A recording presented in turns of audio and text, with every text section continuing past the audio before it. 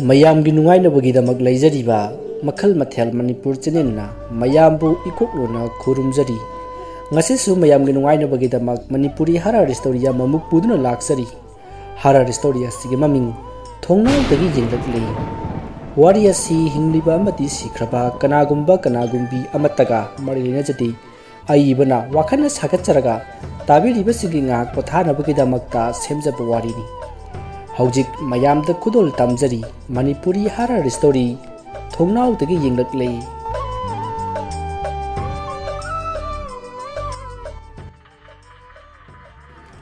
ꯏꯃꯥ ꯏꯕꯦꯟ ꯄꯨꯝꯅꯃꯛ ꯃꯀꯣꯛꯇ ꯌꯥꯡꯀꯣꯛ ꯊꯥꯡꯒꯠꯇꯨꯅ ꯃꯈꯨꯠꯇ ꯊꯪꯍꯥꯏ ꯇꯦꯝ ꯑꯃꯗꯤ ꯑꯇꯩ ꯄꯣꯠꯂꯝ ꯀꯌꯥ ꯄꯥꯏꯗꯨꯅ ꯄꯔꯦꯡ ꯁꯥꯡꯅ ꯅꯥꯛ ꯌꯦꯠ ꯃꯣꯠꯁꯤꯜꯂꯕ ꯂꯝꯕꯤ ꯑꯗꯨꯗ ꯍꯣꯏ ꯍꯣꯏ ꯂꯥꯎꯗꯨꯅ ꯂꯝꯇꯥ ꯊꯥꯡꯖꯒꯤ ꯁꯔꯣꯏ ꯄꯨꯝꯅꯃꯛ ꯃꯈꯥ ꯄꯥꯡꯅ ꯍꯣꯏꯊꯔꯛꯏ꯫ ꯅꯣꯡꯁꯨ ꯃꯀꯨꯞ ꯃꯀꯨꯞ ꯇꯥꯔꯛꯂꯤ꯫ ꯃꯇꯝꯗꯨ ꯑꯌꯨꯛꯀꯤ ꯄꯨꯡ 9:30 ꯇꯥꯔꯛꯄ ꯃꯇꯝꯅꯤ꯫ ꯔꯥꯃꯦꯁ ꯁ꯭ꯀꯨꯜ ꯆꯠꯅꯕꯒꯤ ꯇꯨꯔꯦꯜꯗ ꯏꯔꯨꯖꯔꯨꯔꯒ ꯀꯥꯔꯛꯄ ꯃꯇꯝꯅꯤ꯫ ꯃꯍꯥꯛꯅ ꯏꯔꯨꯖꯕ ꯀꯥꯔꯛꯄꯗ ꯏꯃꯥ ꯏꯕꯦꯟ ꯑꯕꯣꯛꯁꯤꯡꯅ ꯍꯣꯏ ꯍꯣꯏ ꯂꯥꯎꯗꯨꯅ ꯍꯥꯏꯊꯔꯛꯂꯤꯕ ꯑꯗꯨꯅ ꯍꯥꯏ ꯍꯥꯏ ꯀꯅꯥꯒꯤ ꯃꯆꯥꯅꯣ ꯂꯝꯂꯥꯟꯕ ꯐꯠꯇꯦ ꯂꯥꯟꯒꯅꯨ ꯍꯥꯏꯅ ꯂꯥꯎꯔꯛꯏ꯫ ꯑꯗꯨꯕꯨ ꯃꯇꯝ ꯑꯗꯨꯗ ꯔꯥꯃꯦꯁ ꯁꯨꯞꯅꯒꯤ ꯆꯍꯤ 7-9 ꯃꯨꯛꯇ ꯉꯥꯏꯔꯤꯕ ꯃꯇꯝꯅꯤ꯫ ꯃꯌꯥꯝꯅ ꯂꯥꯎꯔꯛꯄ ꯑꯗꯨꯗ ꯆꯩꯔꯛꯂꯤꯕꯣꯏ ꯈꯟꯗꯨꯅ ꯃꯈꯣꯏ ꯃꯌꯥꯝꯒꯤ ꯃꯃꯥꯡ ꯂꯥꯜꯂꯒ ꯃꯥꯒꯤ ꯊꯣꯡꯒꯥꯟꯗ ꯆꯦꯟꯁꯤꯜꯂꯛꯏ꯫ ꯃꯗꯨꯗ ꯃꯌꯥꯝꯅ ꯃꯥꯡꯂꯦ ꯃꯥꯡꯂꯦ ꯀꯅꯥꯒꯤ ꯑꯉꯥꯡꯅꯣ ꯍꯥꯏꯗꯨꯅ ꯂꯥꯎꯅꯩ꯫ ꯃꯇꯝ ꯑꯗꯨꯗ ꯂꯝꯕꯤꯗ ꯂꯝꯇꯥ ꯊꯥꯡꯖꯒꯤ ꯁꯔꯣꯏ ꯈꯥꯡꯕ ꯂꯥꯛꯂꯦ ꯇꯥꯕꯗ ꯑꯉꯥꯡ ꯄꯨꯝꯅꯃꯛ ꯀꯤꯅꯩ꯫ ꯔꯣꯃꯦꯁꯁꯨ ꯀꯤꯔꯤꯕꯅꯤ꯫ ꯑꯗꯨꯝꯅ ꯀꯤꯗꯨꯅ ꯂꯩꯔꯤꯉꯩꯗ ꯃꯌꯥꯝꯅ ꯌꯥ ꯂꯥꯡꯁꯤꯜꯂꯛꯄ ꯑꯗꯨꯗ ꯑꯃꯨꯛꯀ ꯍꯦꯟꯅ ꯀꯤꯗꯨꯅ ꯃꯍꯥꯛ ꯃꯌꯥꯝ ꯑꯗꯨꯒꯤ ꯃꯃꯥꯡ ꯂꯥꯜꯂꯒ ꯃꯌꯨꯝꯗ ꯆꯦꯟꯁꯤꯜꯂꯛꯈꯤꯕꯅꯤ꯫ ꯃꯁꯤꯗꯒꯤ ꯄꯥꯎ ꯑꯗꯨ ꯃꯊꯪ ꯇꯥꯟꯅꯔꯛꯄꯗꯒꯤ ꯔꯥꯃꯦꯁꯀꯤ ꯃꯃꯥ ꯃꯄꯥꯁꯨ ꯇꯥꯔꯗꯨꯅ ꯔꯥꯃꯦꯁꯇ ꯌꯥꯝꯅ ꯆꯩꯔꯝꯃꯤ꯫ ꯃꯁꯤꯗꯒꯤ ꯃꯌꯥꯝꯅ ꯆꯦꯡ ꯃꯦꯔꯨꯛ ꯑꯃꯒ ꯗꯈꯤꯅꯥꯒ ꯇꯧꯔꯒ ꯈꯣꯏꯔꯝꯍꯧꯔꯨꯆꯣ ꯍꯥꯏꯕꯗꯒꯤ ꯔꯥꯃꯦꯁꯀꯤ ꯃꯄꯥꯅ ꯔꯥꯃꯦꯁꯄꯨ ꯄꯨꯗꯨꯅ ꯆꯦꯡ ꯃꯦꯔꯨꯛ ꯑꯃꯒ ꯗꯈꯤꯅꯥ ꯂꯨꯄꯥ 10ꯒ ꯄꯨꯗꯨꯅ ꯏꯃꯥ ꯏꯕꯦꯟ ꯑꯕꯣꯛꯁꯤꯡꯗꯣ ꯇꯥꯟꯅꯔꯛꯂꯤ꯫ ꯑꯗꯨꯒ ꯊꯣꯡꯒꯥꯜ ꯑꯃꯗ ꯊꯦꯡꯅꯕꯗꯒꯤ ꯏꯃꯥ ꯏꯕꯦꯟ ꯃꯌꯥꯝꯅ ꯁꯤꯡꯖꯨꯒꯤ ꯃꯌꯥꯟ ꯑꯣꯏꯅꯅꯕ ꯄꯣꯠꯂꯝꯁꯤꯡ ꯍꯥꯞꯇꯨꯅ ꯄꯨꯔꯛꯂꯤꯕ ꯌꯥꯡꯀꯣꯛ ꯑꯗꯨꯗ ꯆꯦꯡ ꯃꯦꯔꯨꯛ ꯑꯗꯨꯃ ꯍꯩꯖꯤꯜꯂꯤ꯫ ꯑꯗꯨꯒ ꯂꯨꯄꯥ 10 ꯑꯗꯨꯃ ꯗꯈꯤꯅꯥ ꯀꯠꯂꯒ ꯈꯣꯏꯔꯝꯈꯤ꯫ ꯃꯁꯤꯒꯤ ꯃꯇꯨꯡ ꯏꯃꯥ ꯏꯕꯦꯟꯁꯤꯡꯗꯣ ꯑꯃꯨꯛ ꯃꯈꯥ ꯇꯥꯅ ꯍꯣꯏ ꯍꯣꯏ ꯂꯥꯎꯗꯨꯅ ꯑꯃꯨꯛ ꯆꯠꯈ꯭ꯔꯦ꯫ ꯍꯥꯏꯔꯤꯕ ꯅꯨꯃꯤꯠ ꯑꯗꯨꯒꯤ ꯅꯨꯃꯤꯗꯥꯡꯗꯨ ꯔꯥꯃꯦꯁ ꯃꯈꯣꯏ ꯃꯃꯥꯟꯅꯕꯁꯤꯡꯒ ꯄꯨꯟꯅ ꯌꯥꯎꯁꯪꯒꯤ ꯌꯥꯔꯦꯛꯁꯪ ꯁꯥꯔꯤꯕ ꯑꯗꯨꯗ ꯅꯣꯛꯄꯒ ꯂꯥꯡꯕꯒ ꯂꯩꯔꯤ꯫ ꯑꯁꯨꯝꯅ ꯃꯌꯥꯝꯗꯣ ꯂꯥꯡꯕ ꯌꯥꯕ ꯂꯥꯡꯂꯒ ꯅꯨꯃꯤꯗꯥꯡꯒꯤ ꯄꯨꯡ 1 ꯇꯥꯔꯛꯄꯗ ꯃꯍꯩ ꯂꯣꯏꯅ ꯇꯨꯝꯅꯈ꯭ꯔꯦ꯫ ꯃꯇꯝ ꯑꯗꯨꯗ ꯔꯥꯃꯦꯁꯇꯣ ꯃꯪꯂꯥꯛꯅꯔꯝꯃꯤ꯫ ꯃꯍꯥꯛꯀꯤ ꯃꯃꯪꯗ ꯃꯍꯥꯛ ꯏꯀꯣꯄꯥꯠꯇ ꯃꯥꯒꯤ ꯃꯕꯣꯛꯀ ꯄꯨꯟꯅ ꯍꯤ ꯇꯣꯡꯗꯨꯅ ꯉꯥꯅꯨꯅ ꯆꯥꯅꯅꯕ ꯆꯔꯥꯡ ꯐꯣꯏꯕ ꯆꯠꯂꯝꯃꯤ꯫ ꯃꯇꯝ ꯑꯗꯨꯗ ꯃꯈꯣꯏꯅ ꯇꯣꯡꯂꯤꯕ ꯍꯤ ꯑꯗꯣ ꯑꯁꯨꯝ ꯂꯨꯞꯊꯔꯛꯈꯤ꯫ ꯃꯗꯨꯗ ꯔꯥꯃꯦꯁꯀꯤ ꯃꯕꯣꯛ ꯑꯗꯨꯅ ꯍꯤꯁꯤ ꯂꯨꯞꯂꯦ ꯑꯗꯨꯅ ꯑꯩꯈꯣꯏ ꯏꯔꯣꯏꯔꯒ ꯆꯠꯂꯁꯤ ꯍꯥꯏꯗꯨꯅ ꯏꯔꯣꯏꯔꯒ ꯆꯠꯈꯤ꯫ ꯑꯗꯨꯕꯨ ꯃꯕꯣꯛ ꯑꯗꯨꯗꯤ ꯏꯔꯣꯏꯔꯒ ꯑꯗꯨꯃꯛ ꯆꯠꯈ꯭ꯔꯦ꯫ ꯑꯗꯨꯕꯨ ꯔꯥꯃꯦꯁꯇꯤ ꯐꯅ ꯀꯟꯅ ꯏꯔꯣꯏꯔꯕꯁꯨ ꯃꯍꯥꯛ ꯑꯁꯨꯝ ꯂꯨꯞꯊꯔꯛꯏ꯫ ꯑꯗꯨꯅ ꯃꯍꯥꯛ ꯁꯣꯔ ꯍꯣꯟꯕꯗ ꯃꯄꯨꯡ ꯐꯥꯅ ꯍꯣꯟꯕ ꯉꯝꯗ꯭ꯔꯦ꯫ ꯈꯔ ꯍꯣꯜꯂꯒ ꯃꯍꯥꯛꯀꯤ ꯈꯗꯥꯡ ꯐꯥꯎꯕ ꯂꯨꯞꯊꯔꯛꯂꯦ꯫ ꯃꯗꯨꯅ ꯃꯍꯥꯛ ꯋꯥꯕꯅ ꯂꯣꯏꯔꯦ꯫ ꯃꯇꯝ ꯑꯗꯨꯗ ꯃꯥꯒꯤ ꯃꯔꯥꯏꯕꯛ ꯐꯕꯅ ꯃꯈꯣꯏꯒꯤ ꯃꯌꯥꯝꯕꯁꯤꯡ ꯊꯣꯛꯄ ꯕꯤꯌꯣꯕꯔꯠ ꯀꯧꯕ ꯑꯃꯅ ꯁꯥꯎꯟ ꯕꯣꯛꯁ ꯍꯧꯅ ꯂꯩꯈꯠꯂꯛꯂꯒ ꯈꯪꯊꯥ ꯊꯥꯔꯛꯄꯗꯒꯤ ꯃꯌꯥꯝꯗꯣ ꯈꯪꯗꯨꯅ ꯐꯨꯛ ꯍꯧꯒꯠꯅꯔꯛꯏ꯫ ꯃꯗꯨꯗ ꯔꯥꯃꯦꯁꯁꯨ ꯍꯧꯒꯠꯂꯛꯂꯦ꯫ ꯃꯌꯥꯝꯗꯤ ꯕꯤꯌꯣꯕꯔꯠꯇ ꯆꯩꯕ ꯉꯥꯡꯕ ꯇꯧꯈꯤ꯫ ꯑꯗꯨꯕꯨ ꯔꯥꯃꯦꯁꯇꯤ ꯇꯨꯃꯤꯟꯅ ꯑꯗꯨꯝ ꯂꯩꯈꯤ꯫ ꯑꯁꯨꯝꯅ ꯅꯨꯃꯤꯠꯇꯨꯃ ꯍꯧꯈ꯭ꯔꯦ꯫ ꯂꯝꯇꯥꯒꯤ ꯌꯥꯎꯁꯪꯁꯨ ꯍꯧꯈ꯭ꯔꯦ꯫ ꯌꯥꯎꯁꯪ ꯂꯣꯏꯈꯤꯕ ꯊꯥ ꯐꯥꯖꯤꯜꯂꯛꯂꯦ꯫ ꯔꯥꯃꯦꯁ ꯍꯣꯏꯒꯤ ꯂꯩꯀꯥꯏ ꯈꯨꯜ ꯑꯗꯨꯒꯤ ꯃꯤ ꯄꯣꯠꯂꯣꯏꯐꯝ ꯁꯥꯗꯦ꯫ ꯑꯗꯨꯅ ꯇꯨꯔꯦꯜ ꯃꯄꯥꯟꯗ ꯑꯣꯏꯅ ꯃꯤ ꯄꯣꯠꯂꯣꯏꯔꯒ ꯃꯤ ꯑꯗꯨꯒꯤ ꯎꯠ ꯑꯗꯨ ꯁꯥꯡꯅ ꯇꯣꯡꯇꯛ ꯇꯧꯅ ꯐꯨꯝꯖꯤꯟꯅꯩ ꯑꯗꯨꯒ ꯍꯪꯒꯥꯝ ꯃꯔꯨ ꯆꯥꯏꯁꯤꯟꯅꯩ꯫ ꯅꯣꯡꯃ ꯔꯥꯃꯦꯁ ꯍꯣꯏꯒꯤ ꯂꯩꯀꯥꯏ ꯑꯗꯨꯗ ꯑꯅꯥꯕ ꯑꯃ ꯁꯤꯈꯤ꯫ ꯍꯥꯏꯔꯤꯕ ꯑꯅꯥꯕ ꯑꯗꯣ ꯇꯨꯔꯦꯜ ꯃꯄꯥꯟꯗ ꯄꯣꯠꯂꯣꯏꯈꯤ꯫ ꯍꯥꯏꯔꯤꯕ ꯃꯤ ꯄꯣꯠꯂꯣꯏꯔꯤꯕ ꯖꯒꯥ ꯃꯐꯝ ꯑꯗꯨꯗ ꯔꯥꯃꯦꯁ ꯍꯣꯏꯅ ꯃꯥꯒꯤ ꯃꯃꯥꯟꯅꯕ ꯃꯌꯥꯝꯒ ꯄꯨꯟꯗꯨꯅ ꯀꯦꯀꯨ ꯂꯣꯠꯄꯤ ꯍꯦꯛ ꯁꯥꯟꯅꯕ ꯃꯐꯝꯅꯤ꯫ ꯑꯗꯨꯕꯨ ꯃꯤ ꯄꯣꯠꯂꯣꯏꯁꯤꯟꯈ꯭ꯔꯕꯅꯤꯅ ꯃꯐꯝ ꯑꯗꯨꯒꯤ ꯂꯩꯔꯥꯏ ꯑꯗꯨ ꯅꯠꯇꯕ ꯑꯇꯣꯞꯄ ꯂꯩꯔꯥꯏ ꯑꯃꯔꯣꯝꯗ ꯑꯣꯏꯅ ꯁꯥꯟꯅꯅꯕ ꯍꯥꯏꯅꯈꯤ꯫ ꯑꯗꯨꯕꯨ ꯌꯥꯝꯅ ꯂꯨꯔꯤꯕꯗꯤ ꯃꯈꯣꯏꯅ ꯍꯧꯖꯤꯛ ꯁꯥꯟꯅꯁꯤ ꯍꯥꯏꯗꯨꯅ ꯍꯥꯏꯅꯔꯤꯕ ꯂꯩꯔꯥꯏ ꯑꯗꯨꯁꯨ ꯕꯦꯔꯥ ꯀꯥꯕ ꯂꯩꯔꯥꯏꯅꯤ꯫ ꯔꯥꯃꯦꯁ ꯍꯣꯏꯅ ꯍꯧꯖꯤꯛ ꯀꯦꯀꯨ ꯂꯣꯠꯄꯤ ꯁꯥꯟꯅꯒꯗꯧꯔꯤꯕ ꯂꯩꯔꯥꯏ ꯑꯗꯨꯗꯤ haibong achou ahum mari hawi aduga haibong amadi makhongda lengdou su hojilli laphu su hojilli aduna haibong adugi masa maring aduna phantokpagi kharaga mambani laphu managi mamiduna khanbadagi kharaga mambani maduda amuksu lengdou hojin badagi amukke henna asukpa mamli tawba jaga haibadu oiri hek yengbada mamli tawbagi kithik kirum tawduna leiringai mafam maduda thaina angang macha ama phungkhiba mafam su oiribani hariba wari asidi lekai adugi angang singti khangbanati hariba haibong makhong aduda pungdun amasu hawi pungdun do yamna hawba mingba pungdun amadi nati sangmandana musillaba kwa subariga kanba manaraba pungdoni lekai adugi lampakpudi lei adubu kikulutpi sanapati yadabanina turel leiraida ayamba sanai kikulutpi nongbai kamnabi huranba phabi asina singba sanai aduga ising zawba amadi ising mayeng takhibagi leibak petpa matamdana lampakta amuk sanabani asumna ramesh hoido magi mamanaba mayamga punna mi puloikiba mafam madu nattaba haibong yamna hauba leirai adomda kikulutpi sanaki matamdu sandiaya janglakpa matamni asumna sanarakpada rameshna achouba haibong hauriba lengdou laphusu hauriba mafam maduda makoi khara chensin lotkhri asumna mayamdo laphugi marumda leisinduna lotnai matam aduda ramessu haibong adugi marum amada lotli napisu yamna hawi khu mugwangi napinsingdo asumna ramesh khoina lotuna leiringai ramesh ki masada asaba nungsit sijil lapatawna khangsa sakhi adubu ramesh kaisu khalluti magi lumpham thokpal lumlaga adum lei haujik mahanga leiribado ngahan wai pokpodang ariba angang ama sibadagi phungkhiba mafam madudani hairiba angang adugi hek mangpham adugi mathaktani ramesh na ni libasi matamduda ramesh asum lumlambadagi makok ngauri tawrakhi amadi khongya sagalakhi tanja aduda ramesh ki bana kongda turel leirai aduda yamna pikliba angang amana kappagi makhol yamna tamna pikna takhi masidagi makhoi haujik mangliba mamanaba aduna makhoi mathang phungbadagi atopa ama muk mangba chatkhi adubu mafam adu makhoina khangkhrabanina atopa amada amuk lotkhre asumna sanabana makhoi numit tarakpadagi magi yumda hanjinnarakli masidagi makhoi numidangi chak ising saba thakpa loiraga tumnari matamdu numidangi pung 13 muk tari ramesh to nungaina tumli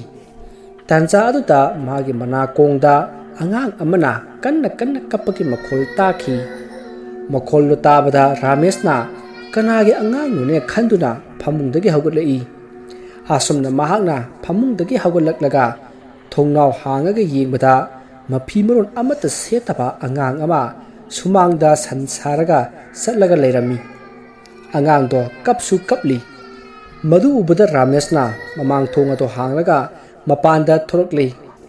aduga angang adubu pamkhatnaba honari adubu angang adudi kaplaga sansaraga thonga lomda adumak chatkhre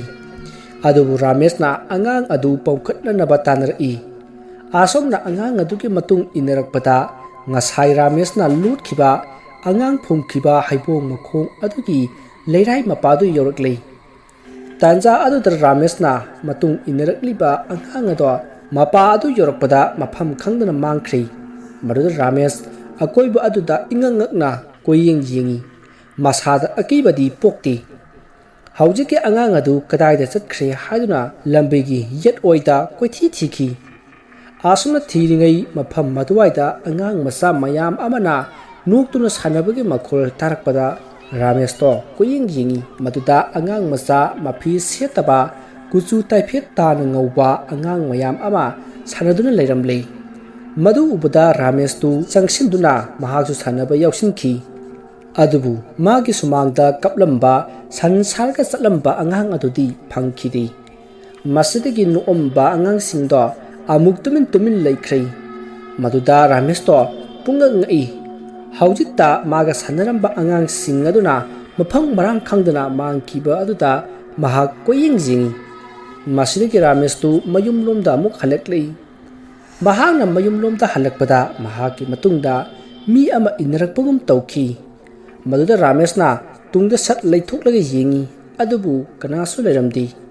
Masidagi mahak imungda amuk sangduna phamungda tumnaba sem sakhri. Mahakna phamungda hipna haujikidupu kanagi angang oirajatno haina khalli. Masidagi mahak adumak tumthakri. Mathangi nongale Ramestu magi mamanapa mayamga pulli. Maduda Ramesna ngarang mangonda thokiba thoduk adu tamki. Ramesna tamliba pawadu tabada makhoi mamanaba singda yamna kinaki. Maduda Ramesna karigi kiribano haina hangi. Maduda mamanaba singna mado akhoi sumnagi angang nate lai phatabana onba angangni butni haina Ramesta hairami amadi makhoi gi ipu hoi kaka hoina libiba angangi akiba wari kayasu Ramesbu bhab tahananaba lirakhi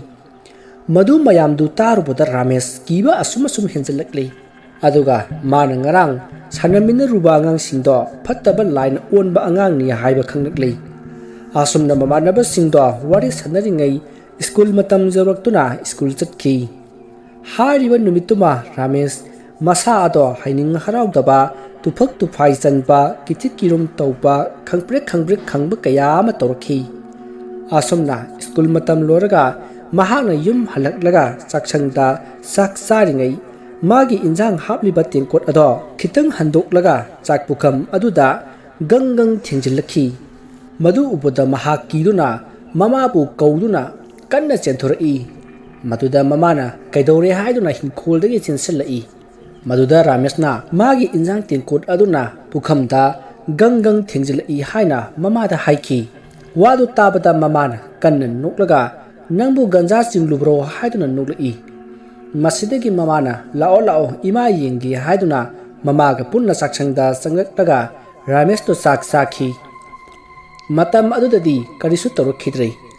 asumna Ramesto mamana sangiduna sak saraba matung sakcha toklaga mamaga punna hinkhol suminaki hinkhol suringida Ramesna mamada ngarang mangonda thukiba singado tamki adubu tamba horakpada makhoi lekai gi nupi Rameski mamaga tinaba mau ama laktuna maruki wari sanarakpadagi adumak pawado tamkhidre matamdu haukhri numidangi matam oirakle Ramestu mamana chak loiba ngaiba oina lairik pabadi nati machanupi aduga punna saksangdagi thumyak pi lororaga buduonda lowraga saribani mata ngasida Rameski machin manaw amati mama mapagi maming panjaramki Rameski machin manaw anini machanupi amaga magadani mamagi mamingna sandani aduga mapagi mamingna khomaiton mabok laikhidrei mapudi leiri mapudu yamna naha oiri aduna mapaga punna makhoi lekai mising kharaga kola thaba chatki yum aduda Rameski machanupi thoibi amadi mama sandani makhoi ahum dang lei yumthang nambada Rameski mapaga pukminnaba makhura madun su leiri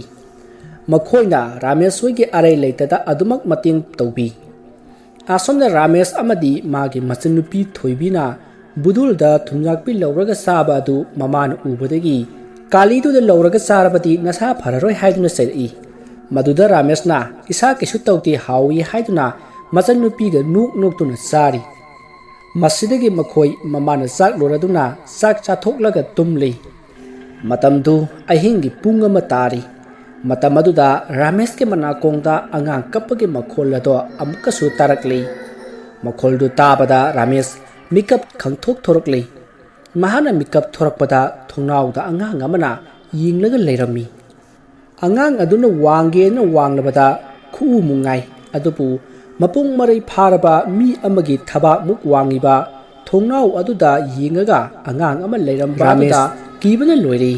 maduda mahakna masa pumpa phajupna kupsillaga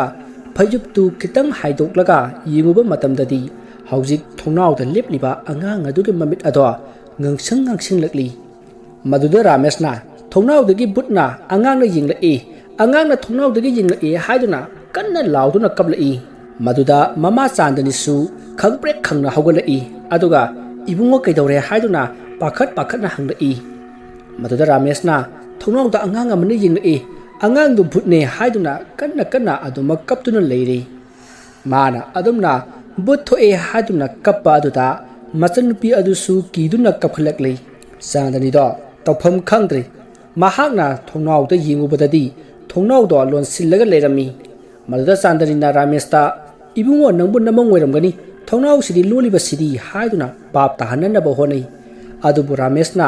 mangnati asengbani haiduna kapi asomna makhoi mayamna koilaw lawna baduda Rames hoigi yumthangnaba makhura hoidu taduna kaidawrage haiduna hangba lakhi maduda Sandanina thongado hanglaga Ramesna thongnawda angang masagi put ama ure hai adubu thongnaw sidi hauji suloli haiduna Sandanina pau tamkhi Mada Rames ki makhura aduna Ramesta Rames se kapnuse nang kapaduda nachanupi su kidane kape to se hayeng ne pasawna thongnawda yinga iba ngang do chairoge hayeng khayinga kanu waidana ai chairoge ko asi haiduna Rames amadi machanupi thoibibu themlami asomna themlamlaga makhoi satkhre Sandani su mamang thongdo lonsillaga famungda amo kakhatuna tumnanaba honari tanja aduda Rames ki manakongda pikliba angang amabu kanagumbana phubibadagi law khongduna kappagi makhol lapna takhi makhol do tabada Rames mamada kanna konsinduna akibato khangi Sandani su machanupa Rames ki mawong asida nungaijadi asuk kuiba matamse asumna amukta tawraktribani masu pakhalibani maramaduna nong hik nganbaga amaibi tarubi hoida chatuna yengugi haina khali masidagi Rames tu mana taramba angang kappagi khonjal lado amuk ta khidrei mana taribadu magi mama Sandani amadi machanupi thoibi makhoidi amata tabanati ubanati asomna makhol sing tu lepkhrabanina Rames to tumthakhre adubu Sandani di wakhal mayam ama mawon khali mina posem taruk libra natraga mine yumsida leiba ngamdananaba put thajallalibra asomna mawon khanduna tumdana adumak nongan khre nong he nganbaga imungi kolik wairam singlamlaga machanupi school da thadokkhraga mahakna amaibi gi yumda lakhi mana satlamdai da Rames tu yumdagi chathokanu haiduna su hairami asumna Sandani du amaibi tarubi gi manakta asum lakpana amaibi tarubi hoigi yum yoraklei mata maduda mi khara su yingaga leirami madu ngairaga Sandanina amaibi tarubida machanupa na ngarang tawkhiba singado tamkhi madu punamak tarba matung amaibi tarubina mamit uisinduna karino haibadu yingai matam maduda amaibi tarubina nachanupa se karigumba ama soirure mahakna migi mangpham amata nitluduna thawdok ase thulakpani aduna mahakna nitluribado lale haijaduna sahi kaya charak thalak trabamabu aram khawrang ko halu natrabadi nachanupa koihal lahal asigi thawai ase sarani hairi aduna mana saninga posak ado pisakho asomna amaibi aduna hairakpada Sandanina kari posak no haina hanglai maduda amaibi aduna namu taibang mikok ahum sage hairi haina khumlai maduda Sandanina madudi ai piba ngamloi adu nattaba ama haibiyo haina khoirumjaki adubu madu nattaba amata yaroi aduna madu piba ngamdrabadi nachanupa koihal laihan nasigi jaibi manglagani asi hairaga amaibi do mamit tapna pangthorai maduda Sandanina ima amaibi karino hoji hairi badubo aibu kanagi mi makok ahum thirugadoribano ama khakkatpa phawba ngamlarodabasida karino toribasibo isanupa Rames ki thawai manglagadra haina thawai wana hangjarai maduda amaibi aduna ibema kaisu toroi lai makhoina piyu haiba do hekta pigadaba nati se ai haigi horen se moidaga sindurga totlaga mitam mahum sarga katkadabani kaisu khalunu ko imom sidi amaibi gi wadu tabada Sandani khara hek ni tai masidagi amaibi aduna lai khoirambada sangadaba polam singado loina haireklei moida sindur dup candle amati atai polam punamak hairba matung horen numidang wairam aduda oina khoiram masi haiduna Sandani bu dankhrai ꯍꯥꯏꯔꯤꯕ ꯅꯨꯃꯤꯠ ꯑꯁꯤꯒꯤ ꯅꯨꯃꯤꯗꯥꯡ ꯋꯥꯏꯔꯝꯗ ꯆꯥꯟꯗꯅꯤꯅ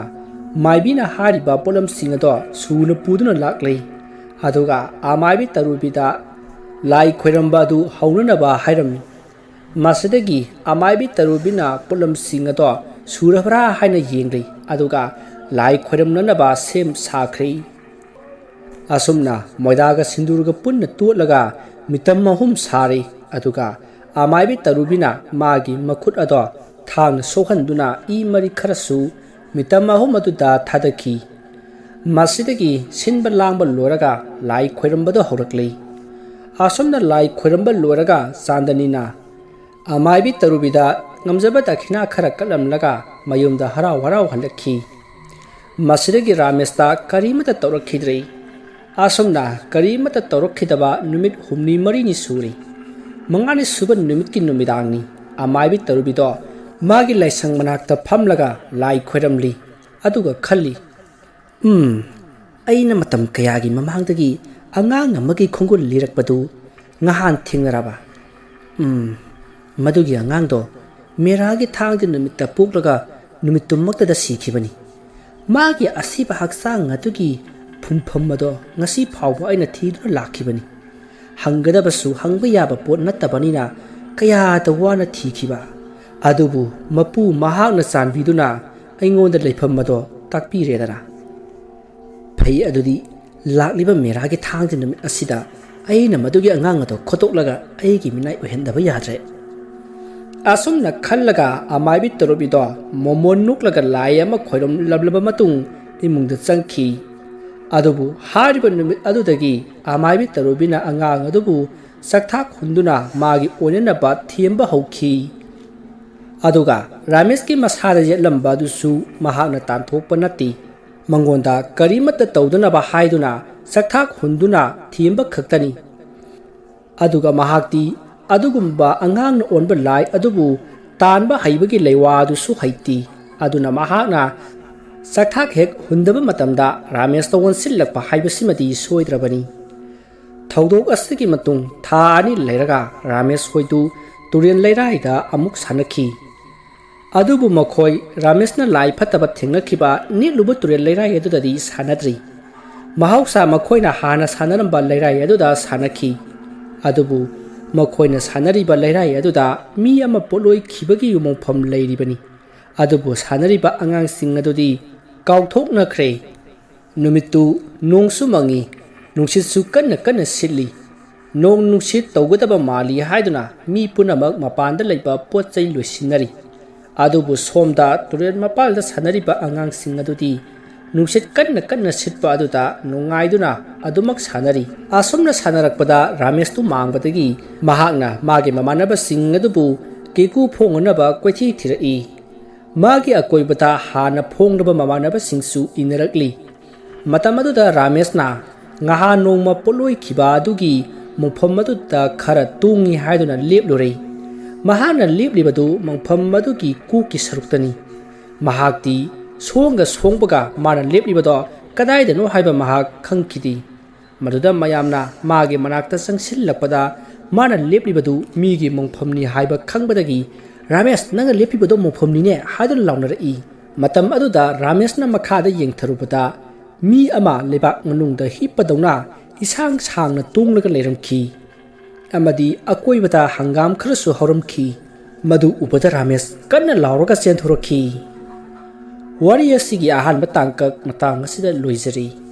ꯃꯊꯪꯒꯤ ꯇꯥꯡꯀꯛꯇ ꯀꯔꯤ ꯀꯝꯗꯧꯕꯒꯦ ꯍꯥꯏꯕꯗꯨ ꯃꯌꯥꯝ ꯄꯨꯟꯅ ꯉꯥꯏꯃꯤꯟꯅꯔꯁꯤ ꯃꯌꯥꯝꯕꯨ ꯑꯔꯣꯏꯕꯗ ꯑꯃꯨꯛꯀ ꯍꯟꯅ ꯈꯨꯔꯨꯝꯖꯔꯤ